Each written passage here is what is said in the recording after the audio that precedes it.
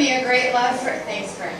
God's given me a great love for writing and a huge compassion for people who are broken by life and feel like outcasts in the world. And I recently proposed a book to a publisher, and that book focuses on the compassionate nature of God and challenges Christians to practice compassion in their everyday lives. Because in many respects, I feel that compassion is something that's been lost in translation when it comes to many Christians today. So I'm going to read you guys just a little snippet from the book.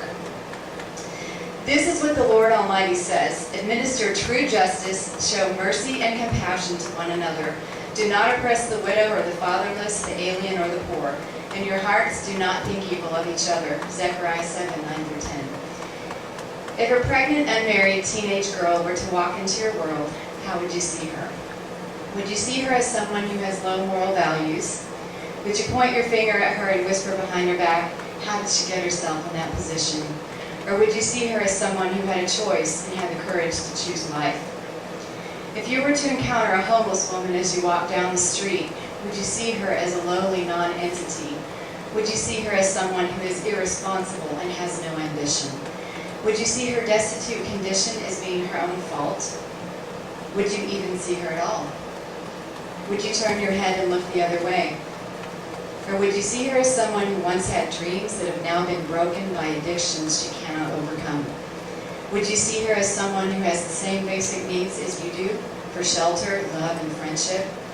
Would you see her as a living, breathing human being who has feelings just like you do? If a poor working father attended your church on Sunday morning, would you pass judgment on him because of his thrift store clothes and rundown car? Would his poverty cause you to see him as a loser? Would you make a point to greet him, or would you turn your back? Would you see the weariness in his eyes from working 2 jobs? Would you see the sadness in his face because he can't find a way to adequately provide for the family he dearly loves? If you were to see the picture of a gang member on the news, would you feel fear? Would you only see evil? Or would you see the child he once was? A child whose mother worked 3 jobs.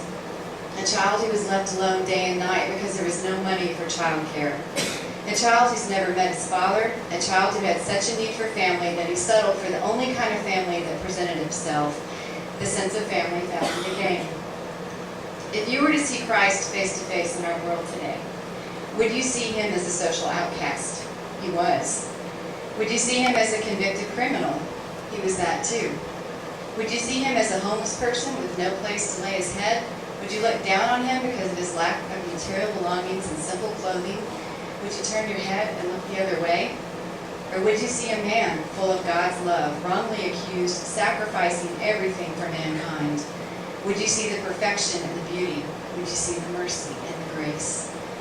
Jesus whispers to us, if you have room in your heart for me, then you need to make room in your heart for the least of these. How we see those in need defines our actions toward them, and he wants us to see others as he does. From Matthew 9:36, when Jesus saw the crowds, he has compassion on them because they were harassed and helpless like sheep without a shepherd. How you see people in your mind's eye impacts how you treat them. God brings people into your life each day who need his touch, his love, his grace, his truth. Pray about your perceptions of people. Ask God to help you see people in situations through his eyes, not your own. Align your eyes, your thoughts, and your heart with his. All right.